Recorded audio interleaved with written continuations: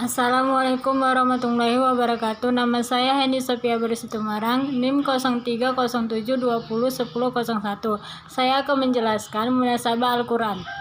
Pengertian munasabah secara etimologi, munasabah semakna dengan musakalah dan merkobah yang berarti serupa dan berdekatan. Secara istilah, munasabah berarti hubungan atau keterikatan dan keserasian antara ayat-ayat Al-Quran. Dan menurut dimensi, munasabah adalah suatu ilmu yang bahas tentang keterikatan atau keserasian ayat-ayat Al-Quran antara satu dengan yang lain. Macam-macam munasabah. 1. Munasabah antara surah dengan surah sebelumnya adalah berfungsi menerangkan atau menyempurnakan ungkapan pada surah sebelumnya, seperti Al-Quran surah Al-Baqarah ayat 2 yang artinya inilah kitab yang tidak ada keraguan padanya. 2. Munasabah antara nama surah dan tujuan turunnya. Setiap surah mempunyai tema.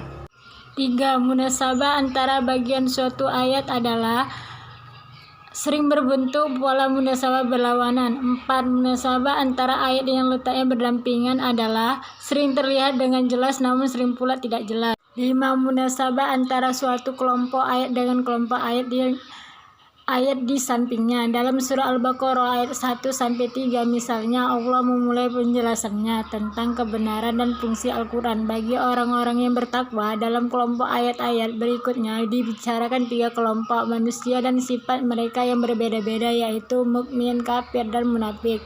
6. Munasabah antara pemisahan dan isi ayat. Macam munasabah ini menggantungkan tujuan tertentu. 7. Munasabah antara penutup suatu surah dengan awal surah berikutnya. Jika diperhatikan pada setiap pembukaan surah dijumpai munasabah dengan akhir surah sebelumnya, sekalipun tidak mudah untuk mencarinya. Assalamualaikum warahmatullahi wabarakatuh. Saya Wisnu Ahmad Wardana dengan NIM 0307202030 ingin menjelaskan materi Makkiyah dan Madaniyah. Pengertian Makkiyah dan Madaniyah. Pengertian secara umum, ilmu Makkiyah dan Madaniyah diartikan dengan suatu ilmu yang membahas tentang ayat-ayat dan surah-surah yang diturunkan di Makkah dan Madinah. Dua tempat ini dalam sejarah dikenal sebagai wilayah turunnya Al-Quran. Namun di kalangan ulama tafsir terjadi perbedaan pendapat tentang definisi ilmu Makkiyah dan Madaniyah. Perbedaan itu disebabkan perbedaannya kriteria yang digunakan dalam menentukan definisi Makkiyah dan Madaniyah. Menurut Al-Qotan, perbedaan definisi Makkiyah dan Madaniyah dapat dilihat dalam beberapa teori, yaitu A. Menentukan definisi berdasarkan masa turunnya ayat atau surah. Dalam konteks ini, Makkiyah adalah ayat dan surah yang diturunkan sebelum Rasulullah hijrah, walaupun ayat dan surah tersebut tidak turun di Mekah. Sedangkan Madaniyah adalah ayat dan surah yang diturunkan sesudah Rasulullah hijrah ke Madinah, bukan turunnya di Madinah. Seperti Quran Surah An-Nisa ayat 58 dikategorikan ayat Madaniyah karena turunnya sudah Nabi hijrah walaupun diturunkan di Mekah, yaitu pada peristiwa kemenangan kota Mekah. B. Menentukan definisi berdasarkan lokasi tempat turunnya ayat atau surah.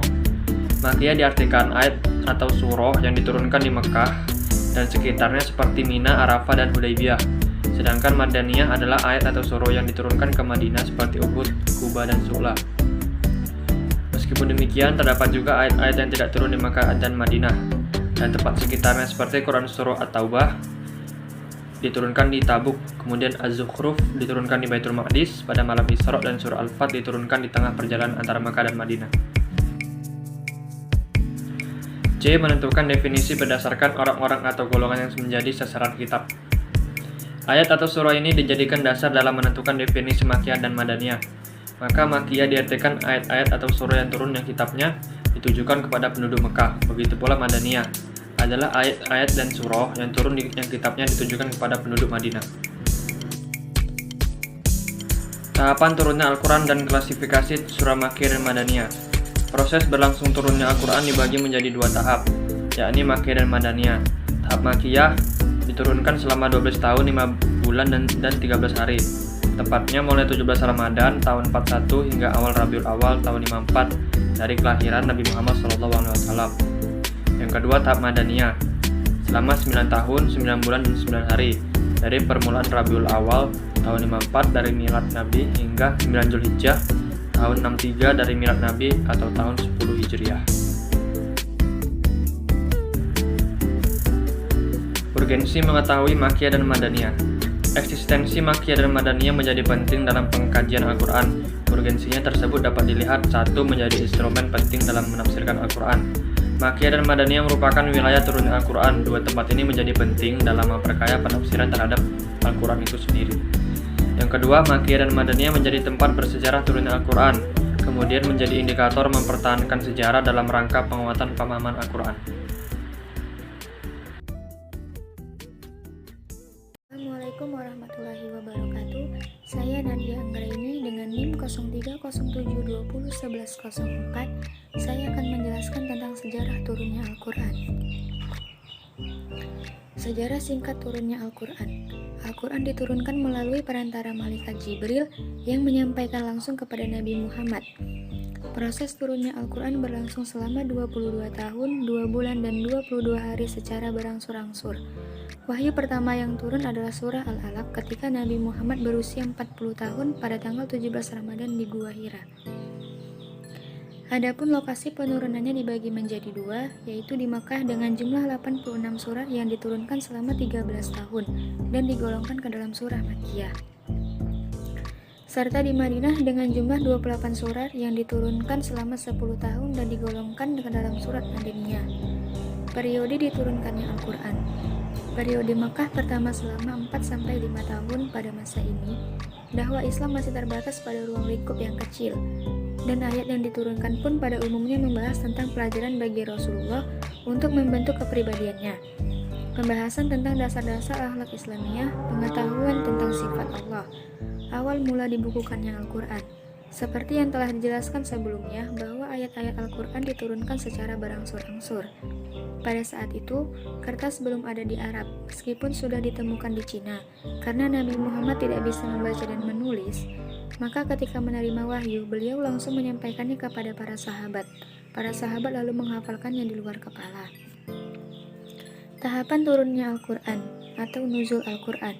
Al-Quran tersimpan di Lauhul Mahfuz, setelah itu diturunkan melalui 2 tahap, yaitu yang pertama Al-Quran turun sekaligus, dan yang kedua Al-Quran turun berangsur.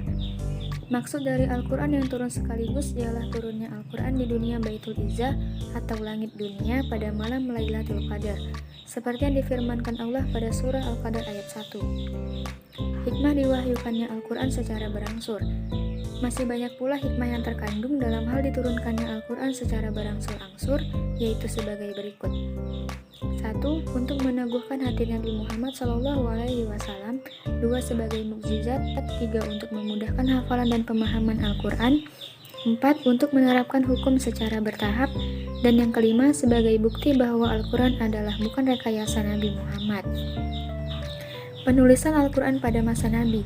Pada masa Nabi, kedatangan wahyu tidak saja diekspresikan dalam bentuk hafalan, tetapi juga dalam bentuk tulisan. Nabi memiliki sekretaris pribadi yang khusus bertugas mencatat wahyu. Mereka adalah Abu Bakar, Umar bin Khattab, Utsman bin Affan, Ali bin Abi Thalib, Abban bin Syahid, Khalid bin Al-Walid, dan Muawiyah bin Abi Sufyan. Mereka menggunakan alat tulis sederhana yang berupa lontaran kayu, pelepah, kurma, tulang belulang, dan batu. Baiklah, ini saja penjelasan dari saya. Lebih dan kurangnya saya mohon maaf. Saya akhiri dengan wabillahi taufik wal hidayah. Wassalamualaikum warahmatullahi wabarakatuh.